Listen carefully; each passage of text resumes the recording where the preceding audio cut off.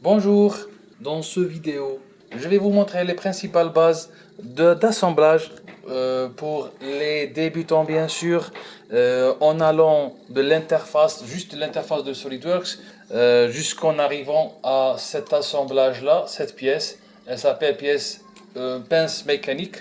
Je vais vous montrer je vais vous montrer comment faire l'assemblage étape par étape avec simplicité et rien de compliqué. Juste il faut bien concentrer dans la vidéo et dans les commentaires. N'oubliez pas de faire un thumbs up, un like pour la vidéo, de s'inscrire dans la chaîne et de faire des commentaires, partager avec vos amis. Alors, allons-y. Ok, let's go. On va commencer par nouveau, comme d'habitude. Mais là, on va choisir assemblage. Ok. Pour un démarrage dans SolidWorks assemblage, vous avez besoin juste c'est-à-dire il faut se concentrer sur deux icônes, insérer des composants et contraintes. Et oubliez tout, ces icônes-là, c'est un peu plus avancé. Donc, là, je tape insérer des composants et vous allez voir qu'un menu se déroule ici. Donc, un menu pour parcourir les fichiers déjà conçus, c'est-à-dire en admettant que vous avez déjà conçu des pièces dans SolidWorks et vous voulez les assembler ensemble. Ok, donc je tape sur parcourir. Donc, il faut savoir que la première pièce, c'est la pièce. Il faut choisir la première pièce, celle qui est fixe et elle ne pas être bougée. Donc, on verra ça. C'est-à-dire, on va choisir ça. Elle est fixe. On peut la libérer et on peut choisir d'autres pièces fixes. On verra là par suite. Donc, il y a deux, euh, deux pièces comme celle-ci. Donc je vais choisir la deuxième, ok. Pour ne pas à chaque fois je tape insérer de composants et que ce menu là il sera épinglé, je clique sur maintenir visible, ok. Là c'est bon, sur deux fichiers, parcourir, il faut choisir deuxièmement la base espace, cette pièce là, je tape sur base espace. Voilà, je parcouris et base support, je clique et deux fois base support et je tape OK. Là, vous voyez qu'il y a quatre pièces. Il faut les assembler. Il faut entrer cette pièce là. Il faut faire la entrée dans ce trou là. C'est l'espace des pièces. Là, elle est là, et là, elle est là. Donc, comment peut-on faire? Bon, je reviens sur ce que je dis auparavant, que cette pièce elle est fixe, et toutes ces pièces-là sont mobiles. Donc, vous vous rendez compte que cette pièce elle n'est pas fixe, et celle-ci elle est fixe dans l'assemblage, et vous jugez qu'il faut être cette pièce-là qu'elle est fixe. Donc, je clique droit sur cette pièce, et je fais libérer, donc elle est libre, et je clique là sur fixer, elle est fixe. C'est bon? Ça, c'est facile. Donc, je tape sur contrainte pour assembler ces quatre pièces, ou bien c'est 1, 2, 5 pièces. Donc, contrainte. Et donc, vous savez qu'il y a trois types de contraintes. Il y a les contraintes standards, contraintes avancées et les contraintes mécaniques. Dans les contraintes standards, il y a les coïncidentes, les parallèles, les plus récurrents et les plus qu'on va utiliser dans cet assemblage. Ok? Les assemblages, les contraintes avancées, comme le nom indique, c'est un peu plus avancé. Et les contraintes mécaniques, cam, rainure, pivot, engrenage, etc. Vis. On va dans ce tutoriel, on va utiliser cette contrainte hélicoïdale et on verra ça par la suite. Ok, je clique sur les contraintes standards, je fais dérouler. Donc, je clique sur cette surface là, il faut zoomer avec la souris, la roulette ou bien la molette. Je clique sur cette surface là et voilà, c'est coaxial, je clique sur OK. Bien, cette surface-là, avec celle-ci, idem pour cela, c'est coaxial, je clique sur OK. Qu'est-ce qu'on fera par la suite? Il faut que cette surface, elle sera coïncidente avec cette surface, parce qu'il est dedans, cette pièce, elle est entre les deux bases. Donc, je clique sur ça, et je clique sur ça, hop, c'est bon. Vous voyez? Il n'y en a que de ça, elle est libre. Donc, qu'est-ce que je fais? Je clique sur cette surface, coïncidente, vous voyez, coïncidente, et je clique sur OK. Donc, cette pièce, elle est fixe. On l'a déjà fixée. Cette pièce, et vous voyez que ça, là, c'est libre. Donc, il faut aussi savoir que ces pièces-là, ils sont au milieu. Donc, avec la même façon, je clique sur cette surface-là, parce que c'est ça, cette surface-là qui va entrer dans cette surface-là. Donc, on clique sur les deux surfaces, et on va choisir les contraintes adéquates. Donc, ça, c'est coaxial, bien sûr. OK. Idem pour ces deux surfaces, c'est coaxial. OK. Là, c'est bon. Et cette surface-là, elle est au milieu. Cette surface-là, de cette arête-là à cette arête-là, elle est au milieu. Donc, qu'est-ce que je vais faire? Je vais faire ça avec cette surface-là. Elle est en contrainte. Alors, idem pour la deuxième pièce. Je clique là, parce que cette pièce-là, elle est dedans. Donc, hop, coaxial, cette surface avec cette surface, et hop, c'est bon pour les 5 pièces, je valide. OK? Dans SolidWorks, ces pièces-là, ils sont fixes, ils ne peuvent pas être bougés.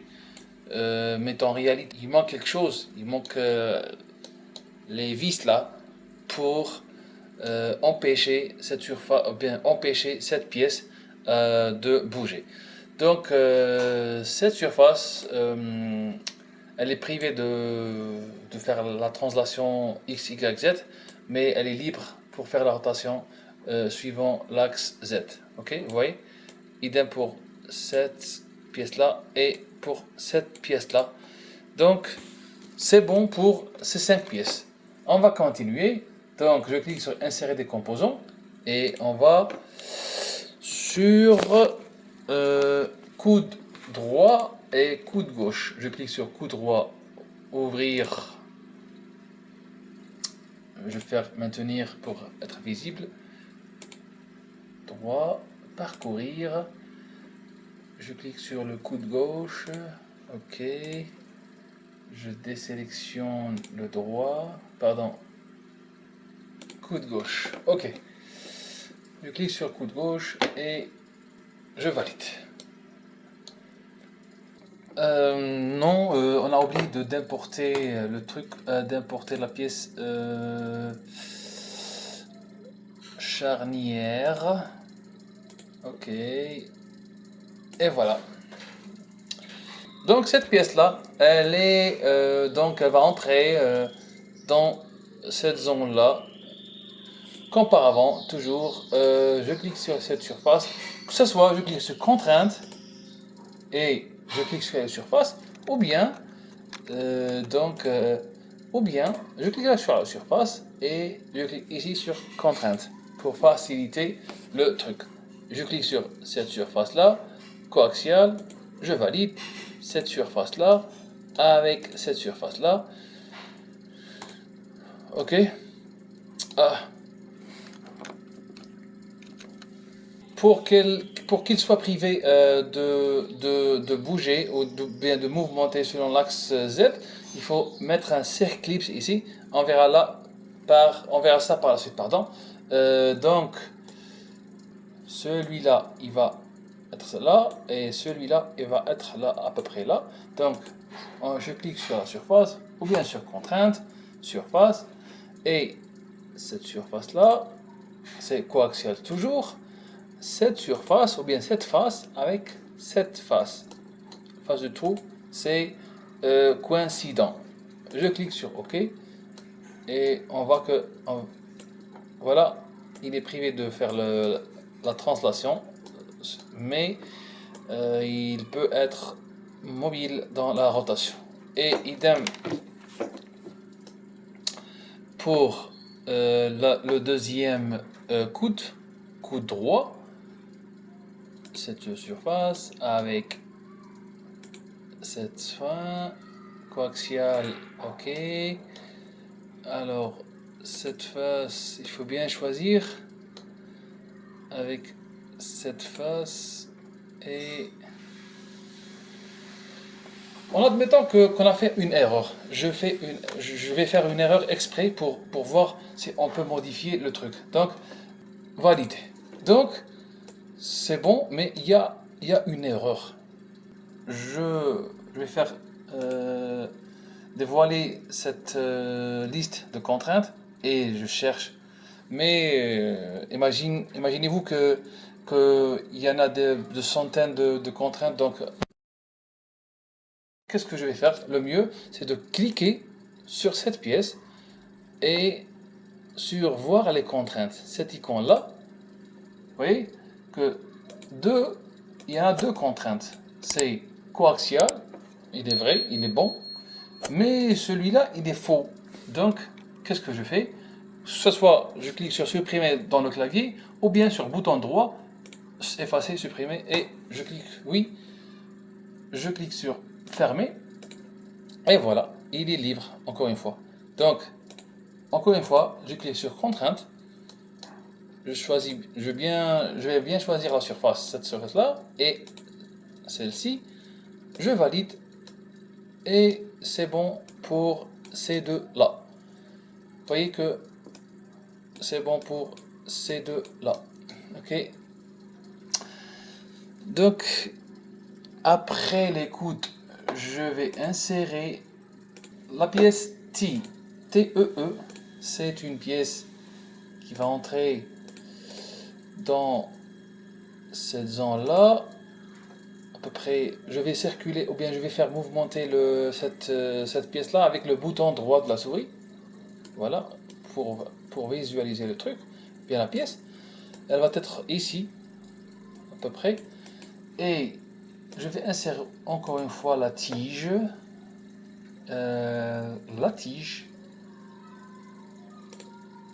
Et le levier. Pardon, la tige. Ah, j'ai oublié le levier. Je clique sur levier aussi. Et voilà. Ok. Cette tige-là, elle va être ici, dans ce trou-là. Et cette partie-là, elle est dans ce trou-là. Donc, je clique sur contrainte, cette surface, et voilà, coaxial. Vous voyez que c'est bon. Et cette surface-là, avec cette surface-là aussi, c'est coaxial.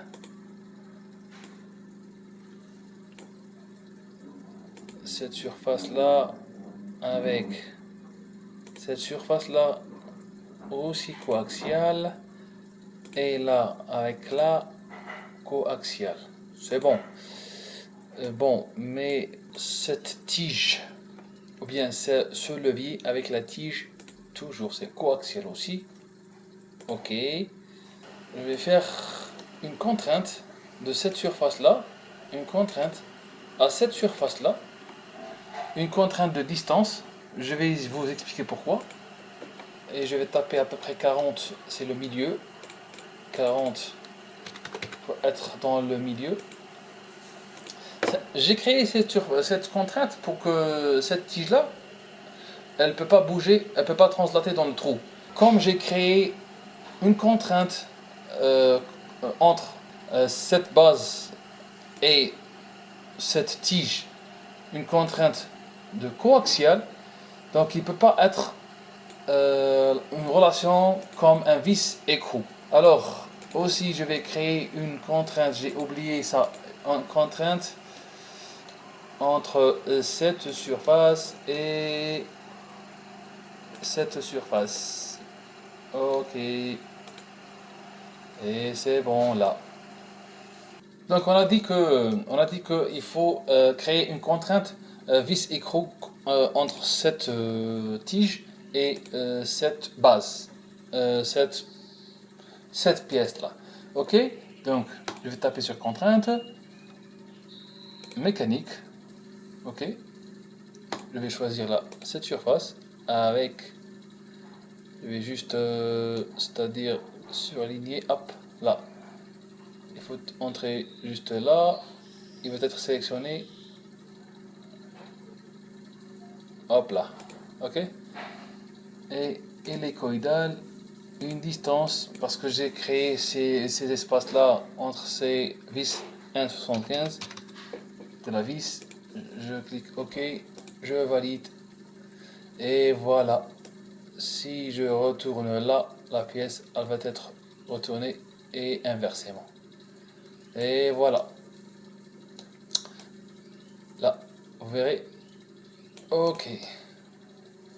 Ensuite, on y est presque. Groupie de pieds.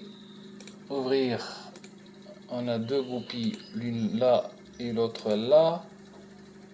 Insérer des composants, pardon, parcourir, c'est le pied. Il est où le pied? Il est où le pied? Il est où le pied? Hop.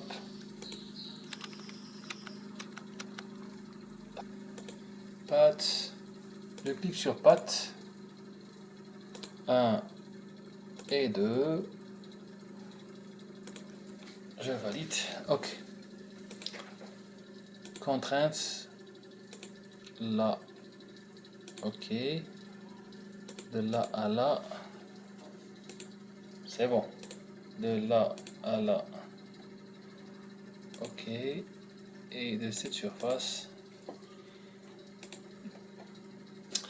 Et pour la pâte, c'est du pareil au même. Ok. Il va être...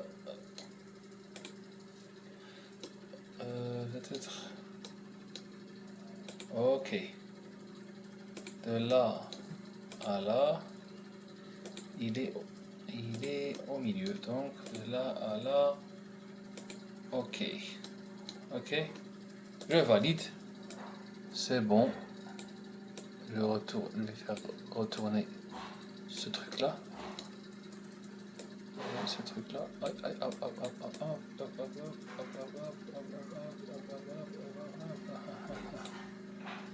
Vous voyez que non.